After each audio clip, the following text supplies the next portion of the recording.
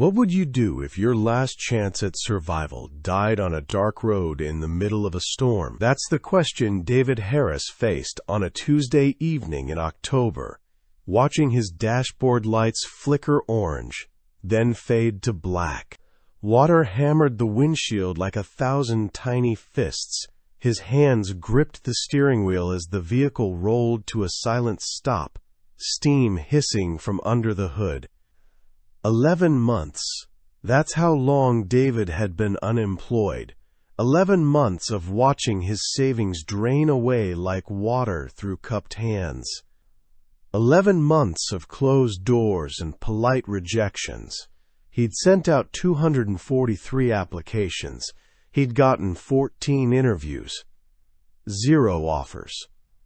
Jessica worked retail shifts while he stayed home with their 2 kids. 7-year-old Emma had started asking why Daddy didn't go to work anymore. 4-year-old Jake was too young to understand, but David saw the questions forming. Every evening, when Jessica came home smelling of department store perfume samples and counting her hourly wage, David felt his chest tighten with shame. The call had come that morning. Reynolds Manufacturing needed an operations supervisor. Salary, $68,000. The interview was tomorrow morning at 8, 200 miles away. If he could confirm his attendance by 9 tonight, the position was his to interview for. Otherwise, they'd move to the next candidate. Jessica had looked at their 2008 Honda Accord with its 187,000 miles. Can it make it? The engine had been making noises for weeks, knocking sounds when it accelerated, a rattle from somewhere deep in its mechanical heart. But they had no money for a mechanic, and this interview was their last real chance. They'd left at 3 in the afternoon, giving themselves buffer time. The storm forecast hadn't worried him then. Now, at 6:47, with 40 miles still to go, and sheets of water reducing visibility to almost nothing, David understood what real fear felt like. The engine temperature gauge had been climbing for 10 miles. He'd watched it creep into the red zone while Jessica sat silent beside him, her fingers twisted together in her lap. When their vehicle started losing power, he'd guided it to the shoulder of the empty 2-lane highway. Hazard lights blinked weakly against the darkness. No buildings were visible in any direction, just shadows and water and the distant outline of trees. David popped the hood and stepped out into the deluge. Cold liquid soaked through his shirt in seconds, running down his collar and back. He lifted the hood and stared at the engine, his phone's flashlight beam revealing nothing but wet metal and rising steam. He had no idea what he was looking at. Back inside, he sat dripping in the driver's seat. Jessica's phone showed 3% battery and no signal. His own lay dead on the center console. He'd forgotten to charge it the night before. "Let me try it again," he said, his voice hoarse. She nodded without speaking. He turned the key. The engine made a clicking sound, then nothing. He tried again. Click. Silence. The third attempt produced only silence. They sat in the darkness. David turned off the headlights to preserve what little battery remained. The downpour was so loud, he could barely hear his own breathing. Jessica reached over and took his hand. Her fingers were ice cold. "We have 14 days, she whispered. The eviction notice. They were 3 months behind on rent. The landlord had been patient, but patience had limits. 14 days to pay or leave. This position was supposed to fix everything. David's throat burned. He thought about Emma understanding when they had to leave their apartment, about Jake being too young to remember this, as the time his father couldn't keep a roof over his head. The weight of it pressed down on his shoulders until breathing felt difficult. Jessica began to cry. Not dramatic sobbing, just quiet tears that she wiped away with the back of her hand. "I'm sorry," she said. "For what?" David asked. for crying, for not being stronger.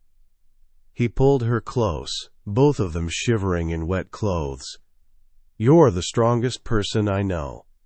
They sat like that for a long time. Water continued its assault on the roof. No vehicles passed in either direction. The clock on the dashboard glowed pale green in the darkness. 7:16. He had 43 minutes to confirm his interview attendance. 43 miles with a dead engine and no cell signal. Jessica's voice broke the silence. "What if we prayed?" Heat rose to David's face despite the cold. He hadn't prayed since he was a kid forced to bow his head at his grandmother's dinner table. Jessica had grown up in a similar home, where faith was something you claimed, but never really practiced. They had gotten married at a church because that's what you did. They hadn't been back since. "I don't even know how," he admitted. "Neither do I." Jessica's voice was small. "But what else do we have left?" He wanted to argue. He wanted to say it was pointless, that God didn't care about people like them who'd ignored him their entire lives. But the words wouldn't come.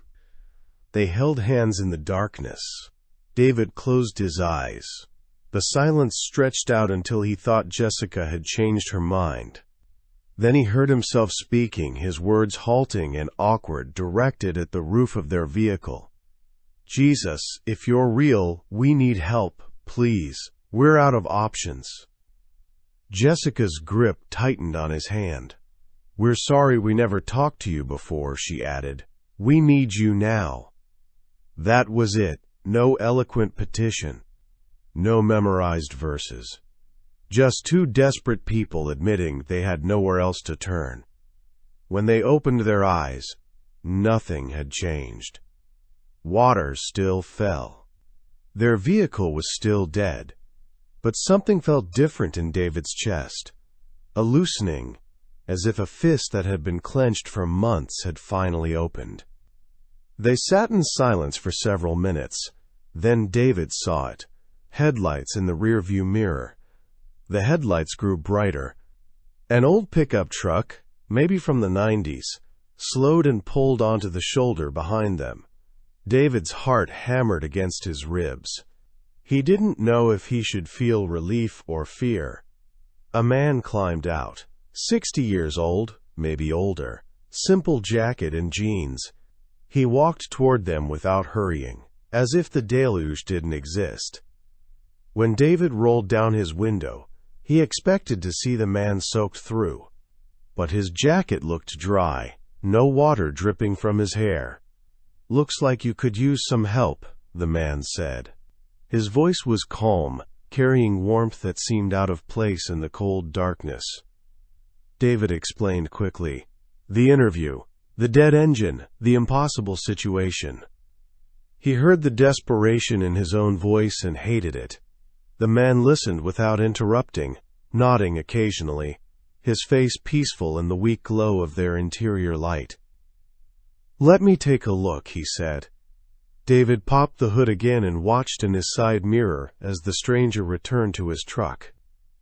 He came back with a toolbox, old but well-maintained. He worked under the hood with a small flashlight clenched between his teeth, his movements confident and quick. David and Jessica exchanged glances. This seemed impossible, finding help in the middle of nowhere, but they were watching it happen. The deluge drummed on. Water ran in streams down the windshield. David checked the clock. 7:23, 36 minutes left. Even if the man could fix their vehicle, which seemed unlikely, they might not arrive in time. The man's head appeared at David's window. "Try it now." David turned the key without expecting anything. The engine caught immediately. Not just caught. It roared to life with a sound so clean and strong that David's mouth fell open. The knocking was gone. The rattle was gone. It sounded healthier than it had in months, purring like it had just rolled off the assembly line. He stepped out, staring at the stranger. "What did you do?" "What do we owe you?" The man smiled and wiped his hands on a rag from his pocket. "Consider it paid forward." David fumbled for his wallet. "At least let me get your contact information. Your name. I want to pay you back somehow." The man's smile widened. "Matthew 7:7, he said. "Ask and it will be given to you. Seek and you will find. Knock and the door will be opened to you." David looked down, fingers closing on his wallet. He wanted to thank the stranger properly, wanted to shake his hand, wanted to understand what had just happened. 2 seconds, maybe 3, he looked up. The man was gone. David spun around. The truck had vanished too. He stared down the highway in both directions, squinting through the downpour, no taillights visible anywhere. Jessica climbed out, her eyes wide in the darkness. "Where did he go?" she whispered. David walked to where the pickup had been parked moments before. No tire marks in the gravel, no footprints in the mud, nothing. He looked at Jessica, his breath visible in the cold air. "How long did I look down?" David asked. 2 seconds. Maybe 3. Jessica's voice shook. They stood in the deluge, staring at the empty highway. The rational part of David's brain searched for explanations. The stranger had driven away quickly. They'd been distracted. The weather made it hard to see. But none of it made sense. No one could disappear that fast. Not with a truck. Not without a sound. "We should go," Jessica said finally. "You have to confirm the interview." They climbed back in. David's hands trembled on the steering wheel. The engine purred beneath them, smooth and strong. He pulled back onto the highway and drove through the storm, neither of them speaking. The mile markers passed. The downpour began to ease. At 8:40, with 20 minutes to spare, they pulled into the parking lot of their hotel. David called the company from the lobby phone and confirmed his interview attendance. The receptionist's voice was cheerful and professional. She had no idea she was talking to a man whose entire world had just been turned upside down. They ate vending machine sandwiches in their room, stale white bread, and processed turkey that tasted like cardboard. Jessica sat on the edge of the bed staring at nothing. "Did that really happen?" she asked. David didn't know how to answer. His wet clothes were draped over the bathroom shower rod, dripping onto the tile floor. His hands still smelled like motor oil, though he'd washed them twice. "Yes," he said finally. "I think it did." The next morning, David interviewed in a suit he'd borrowed from his brother-in-law. He'd slept 3 hours, his mind replaying the encounter. But when he sat across from the hiring manager in a conference room that smelled of coffee and cleaning solution, his thoughts cleared. He answered questions directly. He smiled at the right times. He felt focused in a way he hadn't in months. The manager offered him the position that afternoon. $72,000. $4,000 more than the posting, plus a $5,000 signing bonus, paid immediately. David accepted, his signature shaking on the paperwork. The bonus allowed them to pay the overdue rent that week.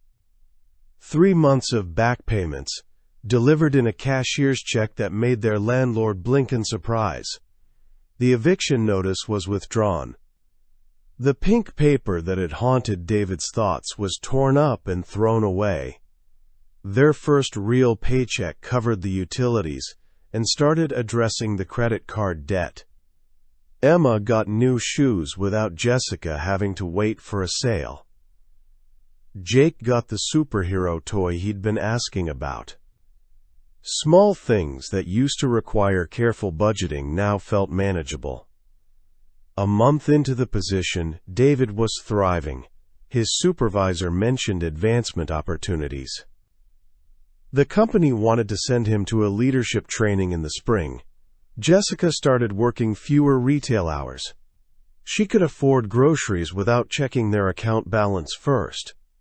But the mystery haunted them. On a Sunday afternoon, 3 months after that October evening, they drove back to the same stretch of highway. It looked completely different in daylight. Rolling hills, scattered farms, a blue sky that made the terror of that storm feel like something from another life. They stopped at the only gas station within 20 miles.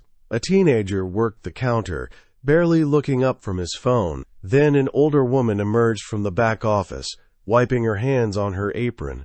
She'd worked there 15 years, she said. She knew everyone in the area. David described the stranger, the old pickup, the confidence with which he'd worked under the hood, the Bible verse he'd quoted. The woman's face remained puzzled throughout, her eyebrows drawing together. "Nobody like that around here," she said finally. "No mechanics work this road, especially after dark. Most folks around here are in bed by 9. "Are you sure?" Jessica asked. October 15th. It was pouring. The woman shook her head, silver earrings swaying. "I'm sure, honey. Been here long enough to know every face within 50 miles. Whoever helped you wasn't from around here." They checked with local churches, called auto shops in 3 counties, even posted on community message boards with careful descriptions. No one had seen the man. No one recognized the details. It was as if he'd appeared from nowhere and vanished the same way. Their vehicle continued running perfectly. When David took it to a mechanic in their new town for an oil change, the man commented on its condition while checking the dipstick. "For something this old with this many miles, it's in remarkable shape," he said. "Whatever you're doing, keep doing it." David and Jessica started attending church. Not the megachurch down the street with the rock band and laser lights, but a small community congregation that met in an old building with creaking floors. Stained glass windows threw colored light across wooden pews worn smooth by decades of use. The place smelled of old hymnals and furniture polish.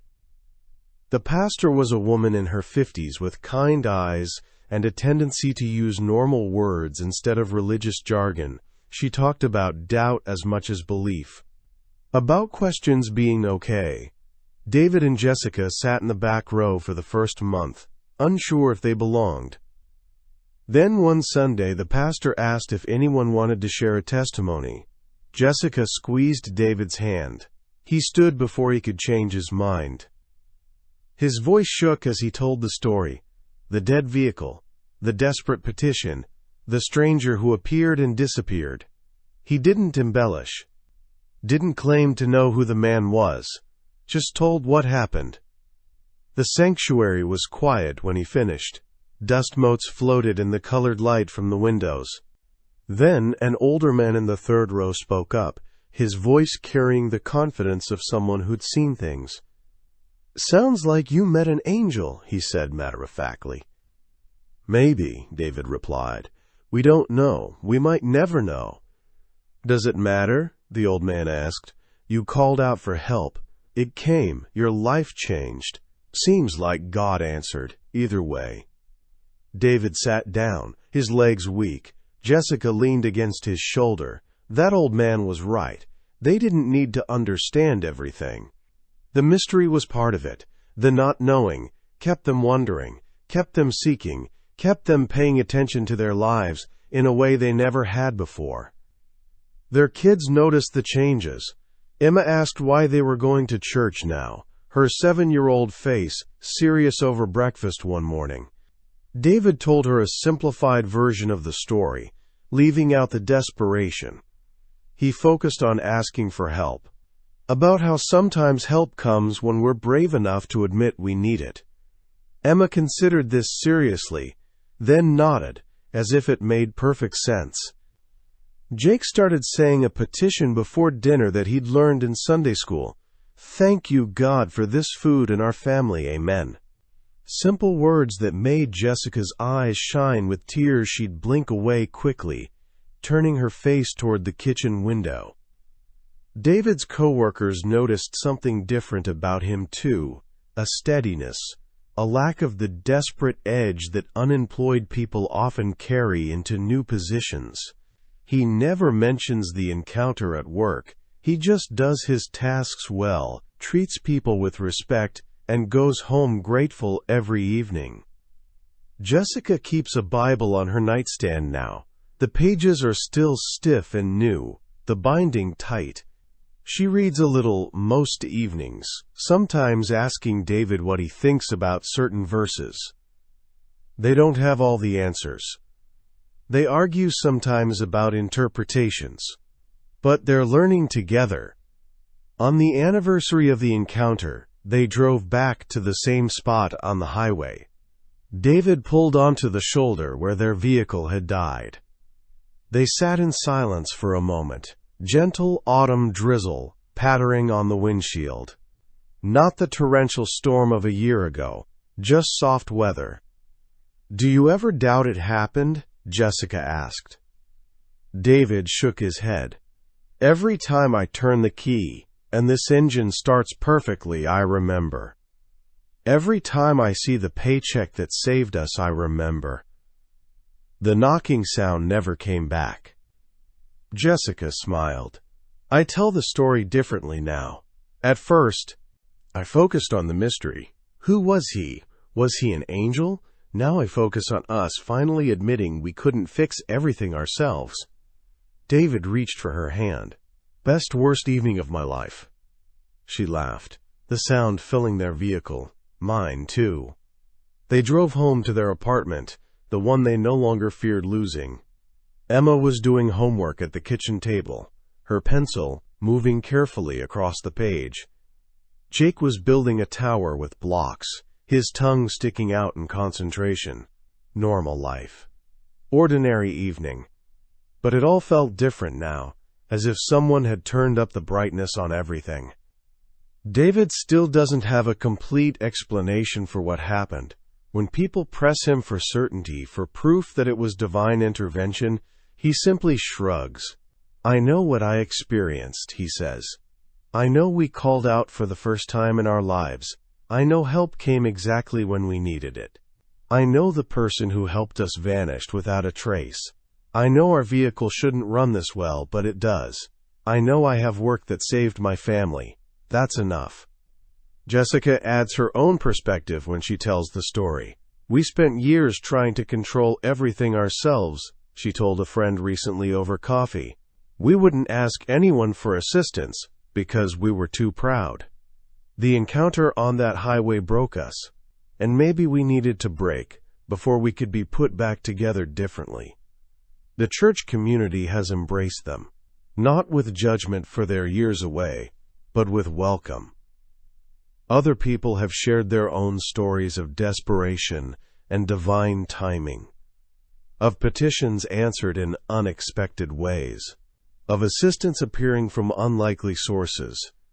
David and Jessica realize they're not alone in having experienced the inexplicable. Sometimes David drives past the spot during his work commute. The highway looks unremarkable in daylight, just asphalt and fields and the occasional farmhouse with laundry flapping on a clothesline. But he sees it differently now. He sees the place where his old life ended and something new began, where pride gave way to humility, where silence gave way to crying out. The signing bonus is long spent, but its impact remains. Every bill paid on time is a reminder. Every month they add money to savings is a small wonder. Emma's new school supplies. Jake's birthday party at the park. These ordinary expenses that used to terrify them now feel possible. Jessica was offered a full-time position at her retail store with benefits. She turned it down. "We don't need it anymore," she explained to David over dinner. "I can work part-time and be home when the kids get off the school bus. That feels like the bigger blessing." David got promoted 6 months into his work. More responsibility, higher salary. His supervisor cited his reliability and positive attitude. "He works hard, but not with the desperate edge of someone trying to prove themselves, just steady, consistent effort. They've started saving for a house. Nothing extravagant, just something with a yard where Jake can run and Emma can plant flowers. It feels possible now. The Bible verse the stranger quoted has become their anchor, Matthew 7:7. Ask and it will be given. They've learned it doesn't mean getting everything they want. It means the door opens when they're finally humble enough to knock. David sometimes wonders if he'll ever see the man again. He's stopped searching, stopped trying to solve the mystery. Some questions don't need answers. Some experiences are meant to remain unexplained, their power preserved in the not knowing. Sometimes the help we need most comes through hands we'll never shake again, through voices we'll never hear twice. David and Jessica learned that assistance arrives when we finally admit we need it.